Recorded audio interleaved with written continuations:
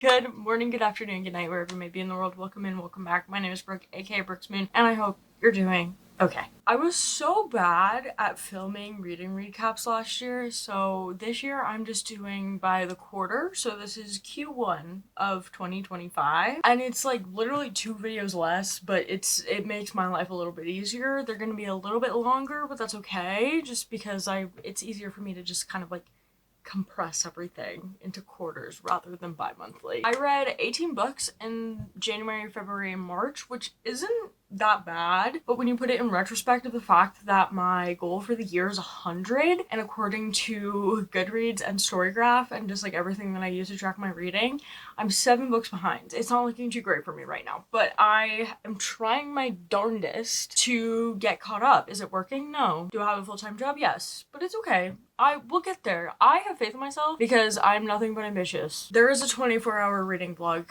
probably coming very, very soon in the near future, just so I could try to catch up on reading. Will that happen? I don't know. We will see. We will find out. So let's get into the first book that I read this year, and that is Sleigh Bells Ring by Allison Root. It's a sapphic holiday romance about this woman who goes home and visits her family every December. She's home for the entire month of December because her family takes Christmas like super seriously, and it just turns out that she like broke up with her current partner right before she leaves. It takes place in the UK, which I didn't realize at first until like I got like a few pages in and I was like, this is British slang. I know a Brit when I see one. And each year her siblings are trying to find origins of this mysterious like sleigh bell sound that they hear, and they are convinced that their mom is behind it, but they've never been able to prove it. So they make it their mission. They have to try and figure out where this noise is coming from. This plot kind of pitters out. Like, it eventually stops being like a main conflict towards the end of the book, which was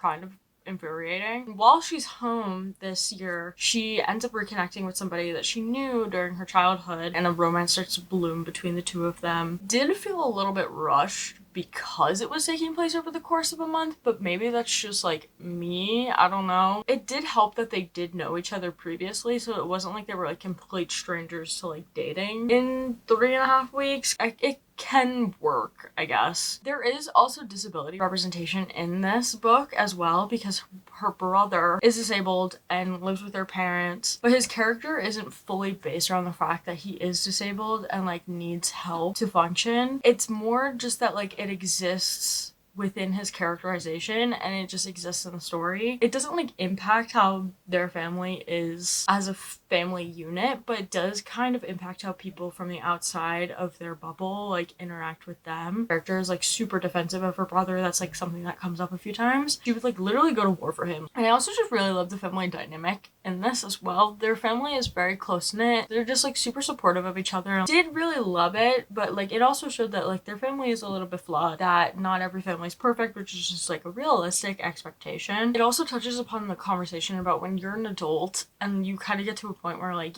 you're stuck or you need your family's help and support. It's not one of those things where like you're a failure. It's just you need a little bit more support than you usually would, and it's okay if you have a good support system within your family to lean on them. I ended up only rating it 3 stars though. It was good for like the holiday season. Just the writing style wasn't something I completely vibe with, and also I was really disappointed in like the whole sleigh bells plot just like kind of dying out. Never really got an answer. The answer really was just like, we don't know. It's like, okay, so we don't have any more information than we did at the beginning of the book. Got it. It was a solid 3 stars for me, not something like I would read again. And then we are gonna take a 180 into the next book I read, which was The House Across the Lake by Riley Sager. It's the 3rd book of Riley Sager's that I've read, and this has to be the weirdest one. I didn't hate it. It was just very odd. It's like if Rear Window and The Exorcist had a one-night stand and then had to figure out how to co-parent like this baby. That's what this felt like. Like it felt like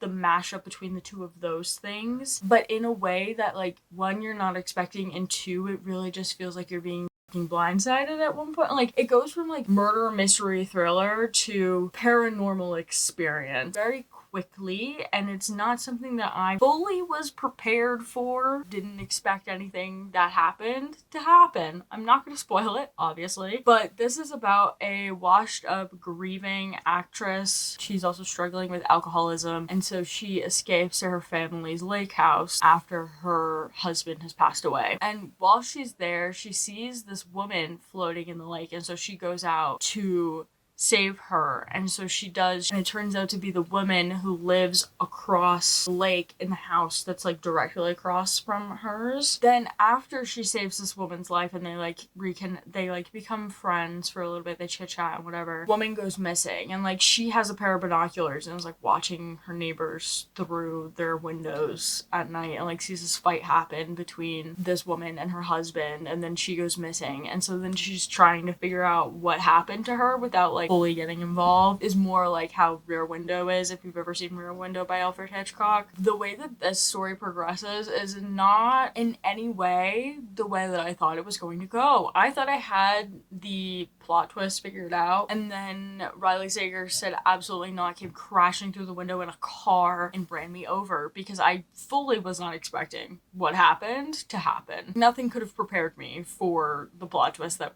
occurred. I couldn't say anything more because I don't want to give it away. If you want to experience this book, I highly recommend doing it and going into it knowing very little. At 3.5 stars, it wasn't my favorite of his. I liked Only One Left and Final Girls a little bit more than this one, but it was still a wild experience. I was entertained, to say the least. Like, I still was wanting to keep going to find out what the fuck happened. For some reason, was in a thriller mood at the beginning of this year, so then I also picked up Looking for Smoke by K.A. Cobell. This was a YA thriller that I saw in the library that I had heard good things about months before and just never was able to find a copy of it, so I picked it up when I saw it at the library. Looking for Smoke is a YA thriller that is set on a Native American reservation, and we're following 4 different characters and their POVs, so it does like switch POVs very frequently, trying to uncover what happened to a high school girl that was found dead during their powwow. Actually turns out that this murder is connected to another murder of another girl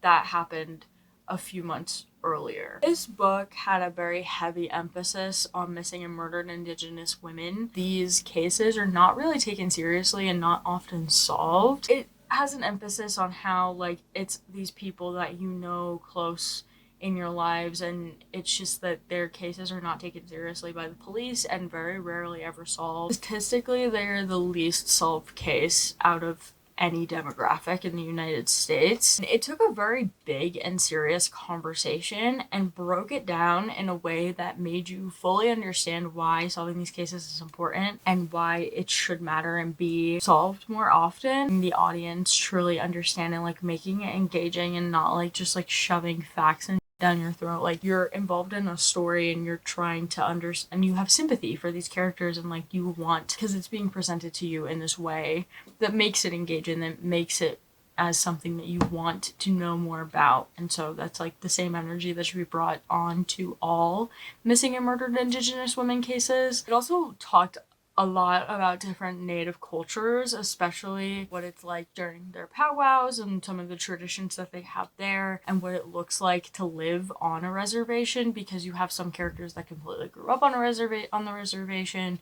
You have one character who didn't, but she is still Native, and so like she's kind of seen as like an outsider, and just like what that looks like for them and as a community. Following the multiple POVs did confuse me at first, because it does change POVs within a chapter, and the only way it's broken up is by having the character's name at the top and then it continues on. It did take me a second to understand, I'm not gonna lie. I was like, where am I? I'm confused. Just because of how it was written out the first time, I got lost, but I eventually got the hang of it. I'm not a multi-POV type of person, but I did really like how with this story specifically you did get the 4 different perspectives, because you weren't able to truly figure out who was right and who was wrong. Like, every narrator seemed reliable, but you knew that they weren't because it was from their point of views, and you had 4 different ones. You didn't truly know or have an idea of what the resolution to this story would be, which I kind of liked. I liked being in the dark and not knowing which character was telling the truth and which one was lying until the very very, very end. Usually I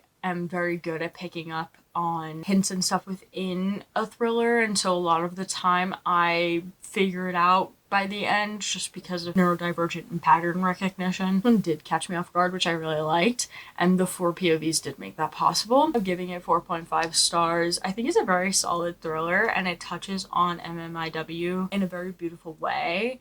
And it is written by a native author, and it was so well written. It was very engaging. It made me kind of change my point of view on books having more than 1 or 2 perspectives, just because of how this book went about it, which is very interesting. Don't know how I would feel about like a non-thriller book that does that, but I think that utilizing the multiple point of views for this was a good choice. Next book that I read was Demon Copperhead by Barbara Kingsolver. I also got this through the library with Libby, and I only read one other book by her, and it was The Poisonwood Bible in school, and I did really like it when I was reading it in school because of how she went about writing her characters and the way that she like approaches certain topics with things. And I heard a lot of good things about this one because it did win, I think, like it won some award, like Book of the Year, or like some huge like book award for it. This is a literary fiction novel following the story about this guy named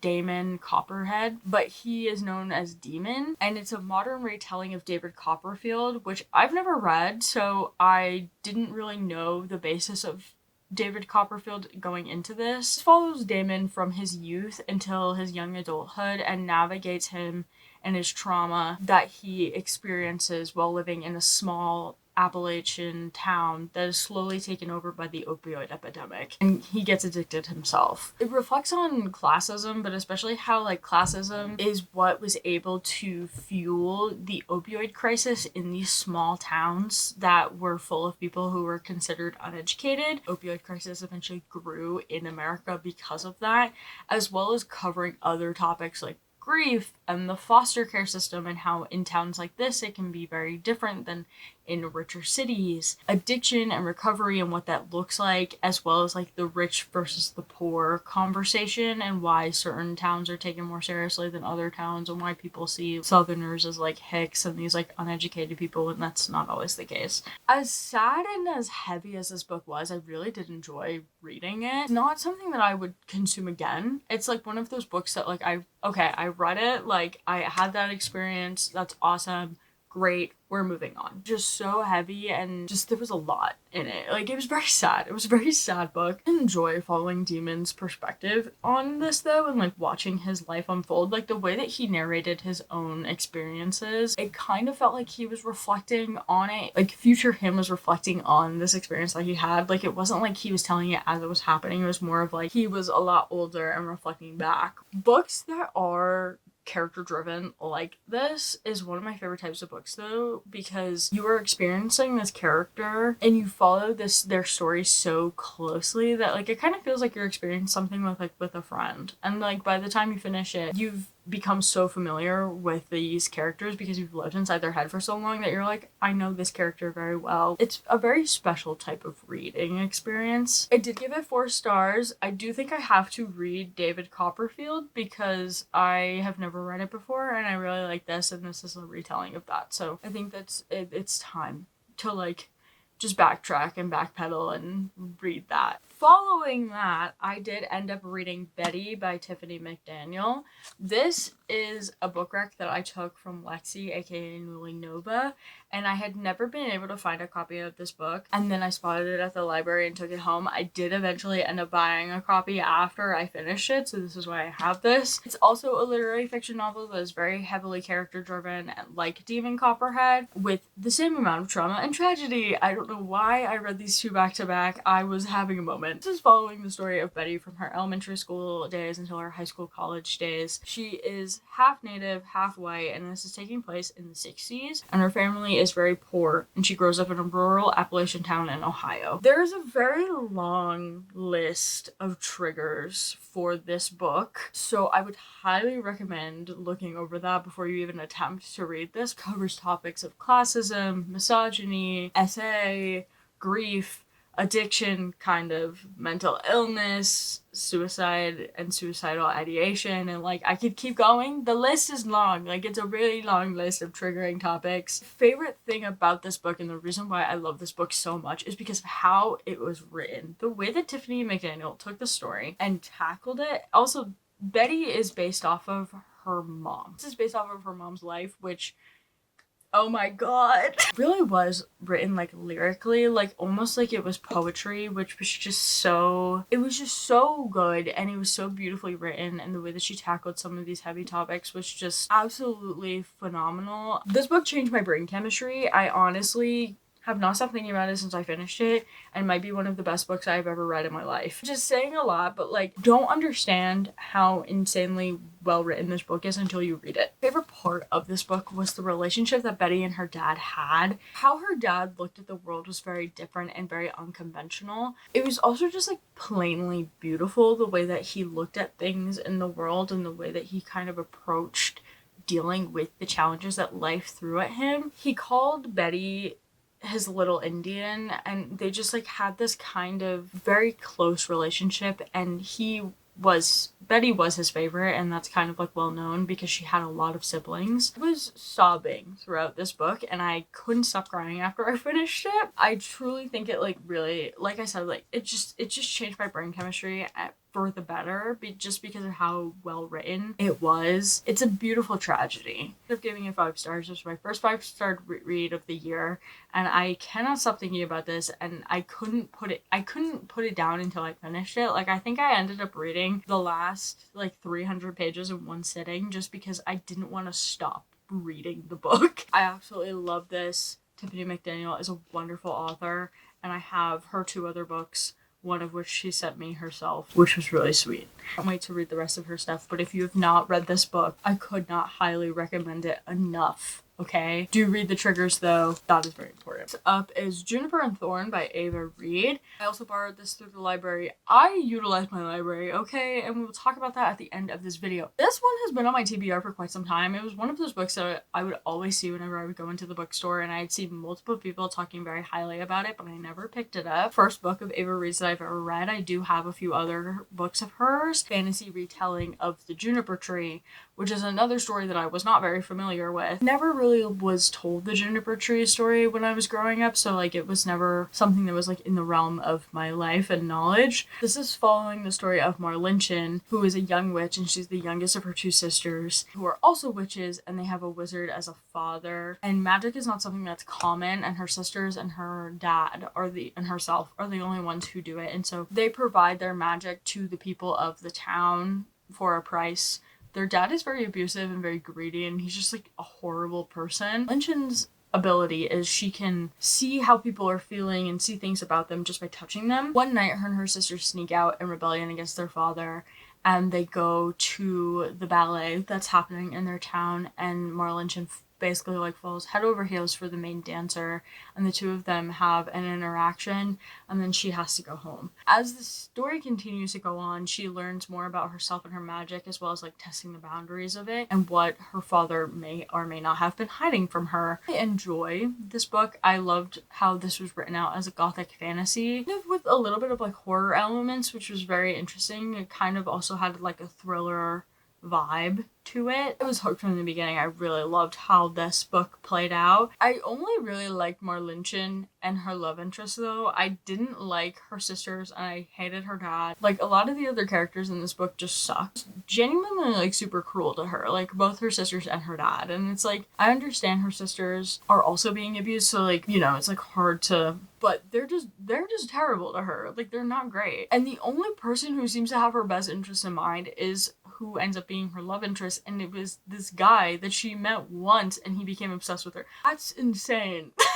I did give it a 4-star rating. It was a very well written gothic fantasy. I definitely want to read more gothic fantasy just because of how great this is. It's not one that I think will stick with me forever though. Like, there are some fantasy books that are like will forever be lodged into my brain, this may not be one of them. I'm excited to read some of Ava Reed's other stuff. The next book is The Truth According to Ember by Danica Nava. This is a contemporary romance novel that is set in Oklahoma, I believe. It follows Ember, who is the female main character, who is a young Native woman trying to break her way into a new job as an accountant at this like big company. She lies her way into getting the job. She lies during the job interview to end up landing the job and just like pushes the envelope a little bit to get her way. It also happens that when she was on her way to her interview, she runs into this really hot Native guy, and it turns out that he is the IT guy at this company that she's interviewing for. She ends up lying to him,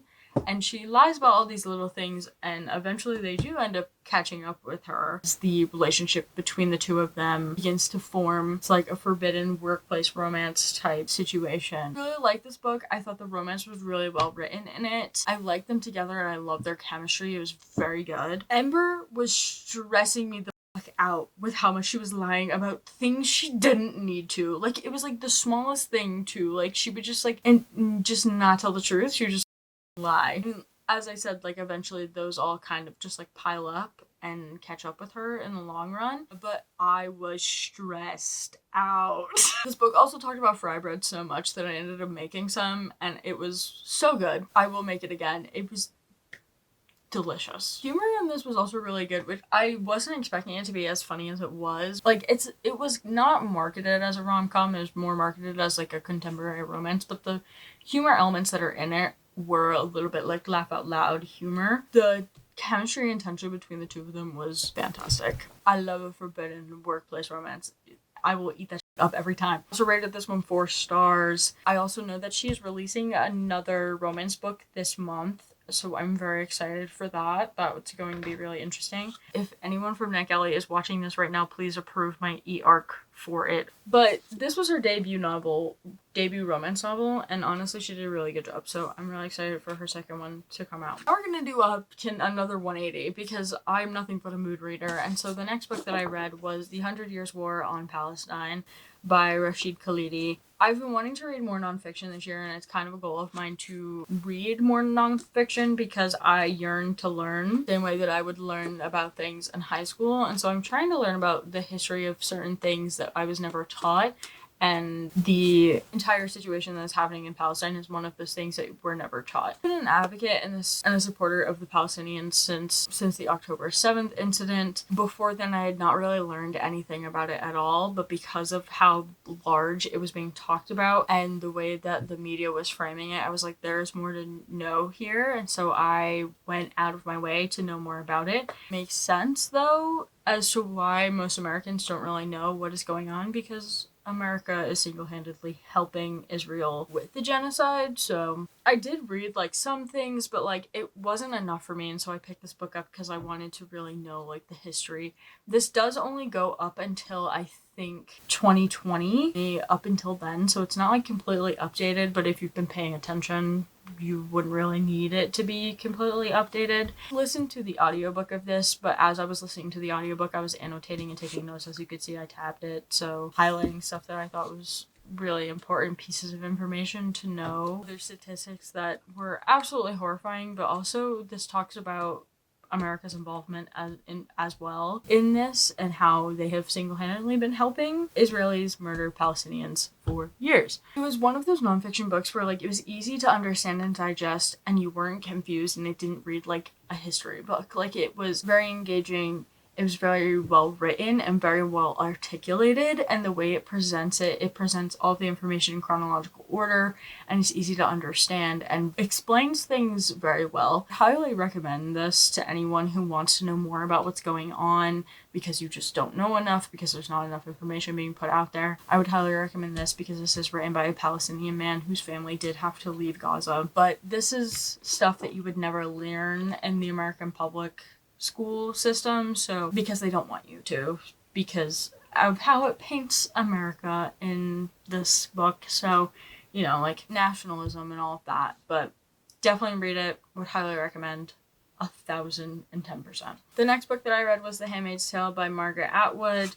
This was part of the banned book club that I am part of, so we read this at the beginning of the year. I've never read this before, nor have I seen the show, but I did kind of know the basic idea of what the Handmaid's Tale Society is. Anything about the Handmaid's Tale, it is a dystopian novel about a certain group of women are required to just give birth to kids, the descending birth rates that were happening in America. And they are not allowed, the handmaids are not allowed to disobey or break this routine. Unfortunately, this feels very relatable given the current political climate that we are in, with all of the anti-abortion laws that are being passed since the overturning of Roe v. Wade. Women are being sent to jail for having miscarriages. That is completely out of their control. Women are dying because of miscarriages, because doctors are fearing for their lives and also going to jail because they're not allowed to be giving this life-saving healthcare that women may need, and we are living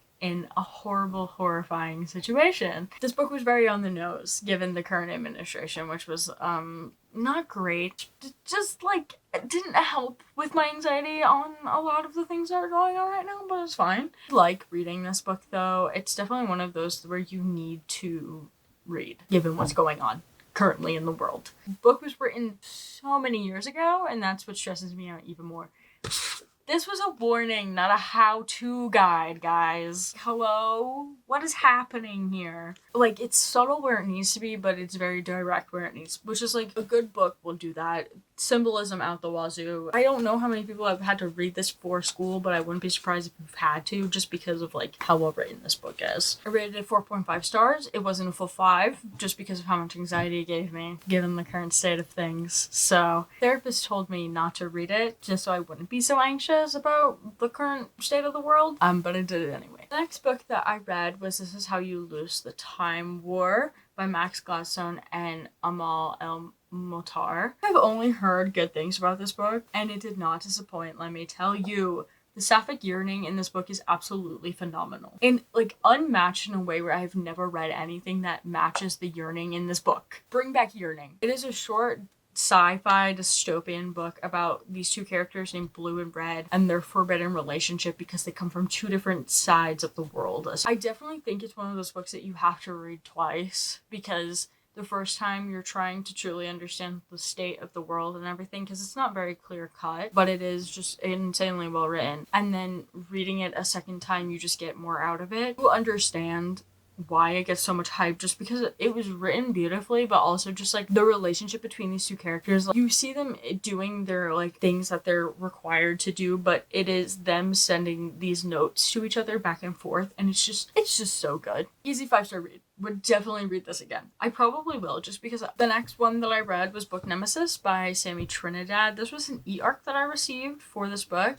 Sammy Trinidad actually reached out to me and offered to send this to me, and I was not disappointed. This is her debut contemporary romance novel. It is about a fanfiction author who realizes that her toxic ex-boyfriend, who is a famous fantasy author in the book world, stole her fanfiction and published it as his own book. And so she ends up teaming up with someone that she knew from college who pretends to be her fake boyfriend to help take down her toxic ex-boyfriend. As someone who grew up in the fandom space when I was a teenager and like read fan fiction, but I still go to conventions and everything, like, it is a love letter to like fandom culture and what fan fiction is and the beauty behind it, and like what it is like to go to a fan convention and how fans are the basis of a lot of things and why they make up such a heavy portion of the popularity of something. I'm talking about like cosplaying, convention culture, and publishing and fan fiction, and just like how all of these little pieces of things are so important to a piece of media. Tackled bigger topics like toxic masculinity, PTSD, anxiety, emotionally abusive relationships, and just like manipulative men in this contemporary romance. And I thought it was very well done. It was very well navigated, and I had a fun time reading this book. I love seeing the relationship between the two main characters blossom, because it is another one of the situations where they knew each other from the past, didn't talk to each other for some time, and then reconnected. And I thought that their chemistry between that was just so rich. Like, it was a very good setup. We'll always support bringing down toxic men, fictional or real. Like, I will be there supporting 100%. This was a 4-star read for me. Thank you, Sammy, again, for sending this to me. The next book that I finished was Where Sleeping Girls Lie. I went into this book with such high expectations because I had only heard good things about this book, and I was not disappointed in any way, shape, or form. It is a thriller mystery that is set in a really posh school in the UK, and the main character is starting out. After her first day, her roommate goes missing, and it turns out her roommate's disappearance is tied to a much bigger thing that is happening at the school that she has to uncover in order to figure out where her roommate is. I ate this book up. I could not stop consuming it. The plot twists were so interesting and just so well constructed, and the way that each piece of them, like every plot twist, related to each other, and the way it all wrapped up in the end with a beautiful little bow was just chef's kiss. Such a good thriller. There were so many storylines that I was like, how is all of this going to tie together? And then she did it and my jaw was on the floor. So satisfying when everything just comes together at the end. Like, it, especially in a thriller, you're like, oh, I now understand why this piece is connected to this piece and why it was important. I get it now. There are a handful of triggers in this one as well. Death, grief, suicide, suicidal glorification, murder, essay, racism, misogyny. And the thing is with these triggers, it does play a heavy hand in the plot of the story. Keep that in mind before you consume this book. This is my first book of hers that I've read, and I have seen people saying that Ace of Spades is even better than this one, which I now have, but that seems impossible to me because this book was so good. I cannot wait to read Ace of Spades because I absolutely loved this one. This was 5 stars. This stuck with me. I cannot stop thinking about it, and I really want to reread it just because it was so freaking good. The next one that I read was Beartown by Frederick Backman. Almost everyone that I know who I've seen review this has said that they were pleasantly surprised as to how much they enjoyed this book, because this is about a small town in the middle of Switzerland, I believe, that really loves hockey and is following the characters that exist within this town. And then something happens that kind of just shifts a lot of things, causes a disturbance within the town itself. I was one of those people who was pleasantly surprised because I was not expecting to like this book as much. Like, I saw so many people hype this up and I was like, there's no way it could be that good. And then it was. All of the characters that you are following in this were very well developed and very distinct. So it wasn't one of those situations where you're following so many individual characters and they all kind of, they weave into each other because it is a small town. The way that it was done, I was never confused. I was never lost. I was never confusing one character for another. They have their archetypes and they stick to them. I loved seeing the character development with a lot of these characters. Characters felt so real. They just felt very human. Like, I could meet this person like in real life and they would be completely the same as to their on paper version of themselves. Something that I don't think a lot of authors are able to do, of like making their characters feel completely real and relatable and like an actual person that you can meet in real life. I don't know a lot of authors who are able to do that. So the fact that Backman was able to do that, I'm incredibly impressed by, and I've heard only good things because he is a very good writer when it comes to characterizations. But I grew attached to these characters and I wasn't really expecting to want to read the other 2 books because a lot of people have said that it's great as just a standalone, but I really want to know how everything else plays out. So like, I have the other 2 books in this trilogy and I'm really excited to read them because I just want to see how everything plays out in the end, you know? I'm also a huge hockey fan myself. It's one of the 2 sports that I actually care about, and so when he was describing the hockey games and everything, I was able to just like fully picture it in my brain. Like, I knew exactly what he was talking about. I gave it 4.25 stars. I usually don't do quarter ratings. That's not something that I usually do, but this to me wasn't a full 4.5. I can't really explain why. Star ratings are fully subjective, so like what I say doesn't really carry much merit because how I rate books is very different from how other people rate books. The 0.25 just felt appropriate here. The next book that I read is The Hate You Give by Angie Thomas. This is another one that was part of the banned book club that I'm part of for the next following 2 months. And I've always meant to get around to this, but I never did. I know some people had to read it for school. I was not one of those people. This is about a young black girl who witnesses her friend, who is a black man, get shot by the police in front of her after they get pulled over. Everything that just kind of happens after that. So with the trial for the police officer, how it affects her community because she grows she lives in what is considered the ghetto, just like how this death affects that community that is mainly made up of Black people. Also goes to school outside of her community that she lives in, so she goes to a school that is made up of mainly white people. It's a private school, like her mom works outside of, like, it's a whole thing. Like, there's kind of a lot of code switching that is talked about in this book as well, which is a very important thing to bring up and discuss. And I really loved how realistic all of the social issues were presented in this. So when it comes to police brutality, when it comes to code switching, when it comes to what that might look like for a young Black person in America who is in this environment, or even outside of that environment, what that even looks like, because you had two sides of the same coin when it came to both parts of this. And I really love how it highlighted the community impact that this has, because it doesn't just affect Black people, it affects everyone as a whole. It relates to the richer parts of town versus like the poorer parts of town, or the parts of town that are mainly made up of people of color, or the towns that have gang violence and everything. Like, the way it tackled all of these really big social issues was so well done, because this is considered a YA book. I didn't think it was considered YA, but it is. Ties around their family and how real families are kind of messed up, and not every family is perfect. Not every family is a cookie cutter American family with a mom, a dad, and 2 kids. Like, there's a lot of complications, and families look different all over the place. And I love how it highlighted that even though families can be really complicated and hard sometimes, there is a lot of beauty and in the mundane things that occur within your family and your family unit. I did give this 5 stars. I cried a lot in this, in the same way that I was crying over Dear Martin. It just was very real and highlighting social issues, and as someone who has a lot of empathy and cares about my community regardless of whether they look like me or not, it was something that I'm a big emotional person, so it was just one of those books that is just so important, and it just felt really real, unfortunately, and the way that it played out. And our world is a very scary place right now, but you do what you can, you know? This book that I read was Ballad of Songbirds and Snakes. This I consumed in 2 days in preparation for Sunrise on the Reaping to come out. This was a reread for me. Reminded me how much I hate Coriolanus Snow. Read this book, I was like, is Suzanne trying to make me have sympathy for him? Because it's not gonna work. And it didn't, because it just made me hate him more at the end. And the way that he hates birds and like mockingjays and like jabberjay, like, that's how I feel about him. That's how I feel about this fictional character that has zero effect on me as a representation of the evil in the world. His whole character of like, I was poor and I was starving and we had to burn books to live. Ask me if I give a fuck. Ask me if I care. You let children die every year.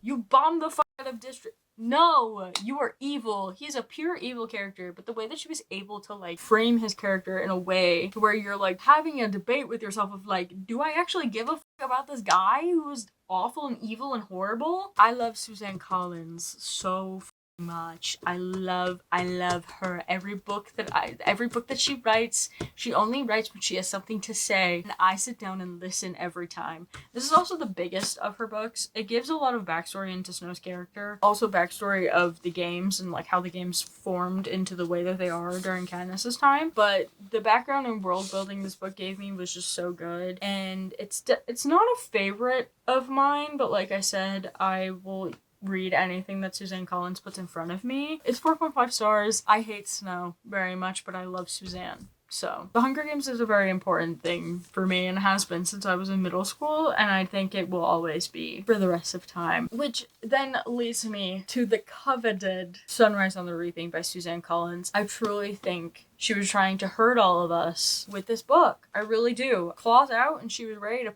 fucking attack me emotionally. No spoilers for this, of course, because I wouldn't do that to you. I refuse. This is another prequel in the Hunger Games series, following Haymitch's perspective as he goes through his games in the Quarter Quell when he wins, which is when all of the tributes are double. So it was 48 instead of 24 tributes. If you've read the original books, this book connects dots to the original plot in a way that I was literally gobsmacked with lore. Dude, she literally went full circle with the universe in this, and this might be my favorite book out of the entire series. This is the darkest out of all of the books in the series, I gotta say, because I truly think that Suzanne knew who her audience was, and her audience are no longer teenagers. We are adults. And so I would say that this is the most disturbing and the darkest and also the least YA of all of her books. Did not hold back with this one. I cried for 2 hours after I finished this book and for the last 50 pages that I was reading this book. Sobbing. I couldn't breathe or see. Like,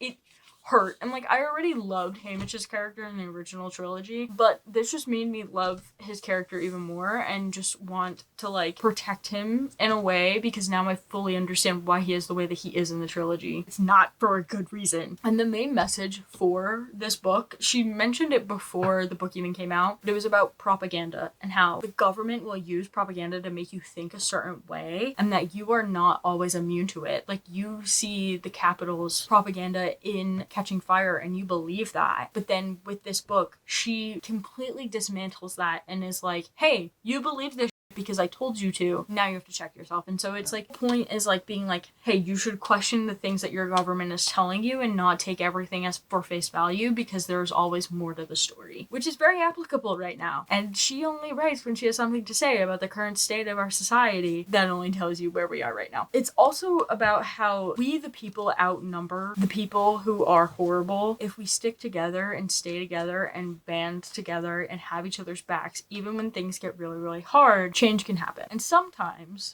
change has to be a major disruption. And that's okay. Sometimes it's the only way to get the evil people to listen. Suzanne said it, not me. I'm just reiterating. While I'm very grateful for this book and the background that it gave me, I don't think I would have put myself through this ever again. I think I will relive that situation when the movie comes out, but reading this for another time, definitely have to take like a 10-year hiatus to consume this again, because it ruined me emotionally. I was distraught. The emotional turmoil of this book was crazy. 5 stars. 6 stars, honestly. 6, 7, 10, 18 million. It was just so good. It's the best book out of the series. I honest to God believe that. Suzanne like awoke my 13-year-old self, and she came kicking and screaming out of my brain and took over, because then I ended up rereading The Hunger Games, and I am currently rereading Catching Fire, and I'm almost done. It just motivated me to read this book, and like, as I've been rereading these and the dots and information that was given in this has been having me rethink so much. Oh my god, it's like making me appreciate these characters and this story from a whole different perspective because of the background information that Sunrise on the Reaping was able to give me. And I'm falling in love with these books in a different way all over again. Like I said, 13-year-old me has taken charge. She has taken over. We are going down the route of nostalgia, and we are not leaving. We are stuck on this nostalgia train, and we're going until she says it's over. 4.75 for me. It is not one of my favorites of this series. It was always Catching Fire first, but now Catching Fire is number 2 because Sunrise on the Reaping dethroned it very quickly. Oh my god, these books have had such a huge impact on me throughout for the past 11 years, which is an insane thing to think about. Probably even more than that. Let's be 100% real. Like, these books have had such a huge impact on me and have shaped me as a person, and I could not thank Suzanne for that even more than I already have. The last book that I read was You Like It Darker by Stephen King. This is his most recent collection of short stories. To me, this was a better collection of his better short stories. I also liked majority of them as I was reading them. They are darker, for sure. That is, the title does not lie. They were of varying length. There were 12 short stories. Some of them are really short, some of them are significantly longer. And one of my favorites was one of the longest one, and that was Danny Coughlin's Bad Dream. And I honestly think that this is the next thing of his, of the newer IPs that is going to be adapted into something, and I could see this being a miniseries just because of how it was written. It would be really good. And this one stood out for me the most because this is about a man who has a dream about where he has a very vivid dream as if like he is there, where he finds the dead body of a girl. He then goes to this location. It is exactly how he pictured it in his dream, and then he calls the police and tries to leave an anonymous tip, but because he knew exactly where it was and everything, and it was in such a remote location, the police of course think he is the killer when he's not. It was very well done. I really liked how it played out in the end, and it just like all of the characters in it were very interesting. well-written mystery, because at some points you're like doubting of like, did he actually do it or not, or did he make up the whole dream thing? So it would be a shame if this doesn't get adapted, just because I think the story is very solid and it would be a really good miniseries. It would be very eerie. I can see it, like kind of like Twin Peaks-esque. That stood out to me was the other longer one, and it was Rattlesnakes. It was genuinely really creepy, but what I loved most about this is this brought me back to his writing style when he wrote The Shining. It was very reminiscent of The Shining, so I really liked the writing style. It just felt very classic Stephen King, and I really liked that. About this guy who's living at his friend's house in Florida during the pandemic, and he meets the woman across the street, and she believes that her twin boys who died when they were really, really young, she can still see them, and she pushes them around in a stroller, and then it like is a very paranormal experience for him, and like this whole thing, and he uncovers the mystery of like what actually happened to the boys and everything, and all of this. It just, the way it unfolded was really great. I really liked that one. I thought they're just like ghost spirit children. Like, it was very creepy. It was very good. It was very Stephen King. Root of Stephen King, like most popular of his stuff. There were a few really short ones that I really liked too. I ended up really liking The Fifth Step. That one actually, like, the plot twist at the end like completely like threw me for a loop.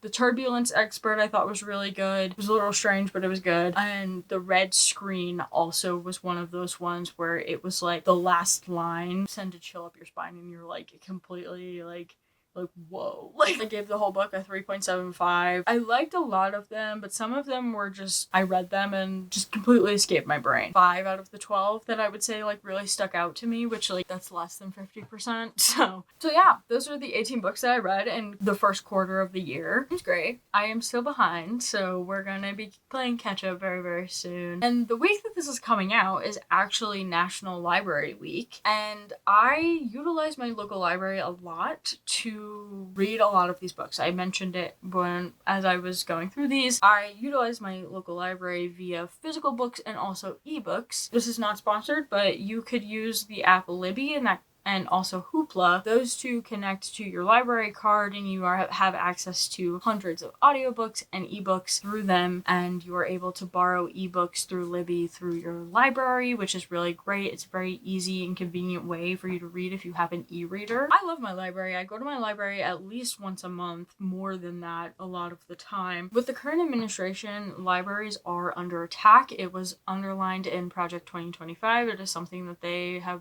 been wanting to do, and they're trying to censor and remove books and defund libraries because of information that they deem to be controversial. It's been going on for years in certain states, Florida being a big issue of that on that front, but it is getting a lot worse as this administration continues to just run rampant through the country. There are a few links down below that I was sent by a lovely, lovely person who is also an advocate for this. Will help you be able to help your local communities. If you care about reading and you love reading and you're a huge reader like myself, and you just genuinely care about the state of the world and the country, and you don't want to live in a fascist dictatorship, there are ways for you to help your local communities. Knowledge and reading is not something that should be censored or removed just because the maggots think it should. It's what fascism is, by the way. There's a petition that you can sign and a link to a website that will give you a bunch of action items you can take within your own local communities, and I think you should if you really do care. Libraries are a beautiful, beautiful part of the community, and we should care about them as much as we care about everything else,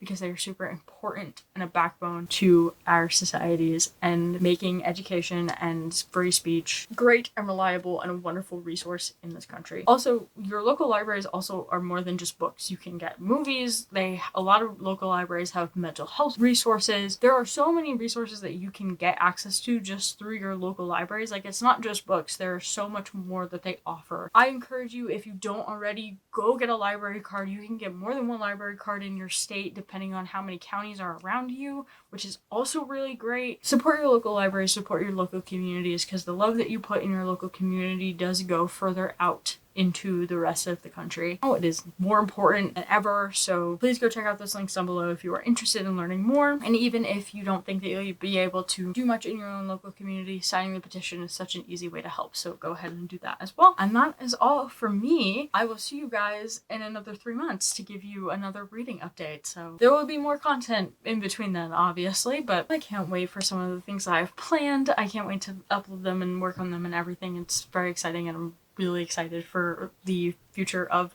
this channel. Also, as of me filming this, I hit 6K yesterday, which is crazy. Thank you guys so much. I really appreciate it. So do something nice for yourself today. Remember you are loved, especially by me. And I will see you guys in the next one. Bye.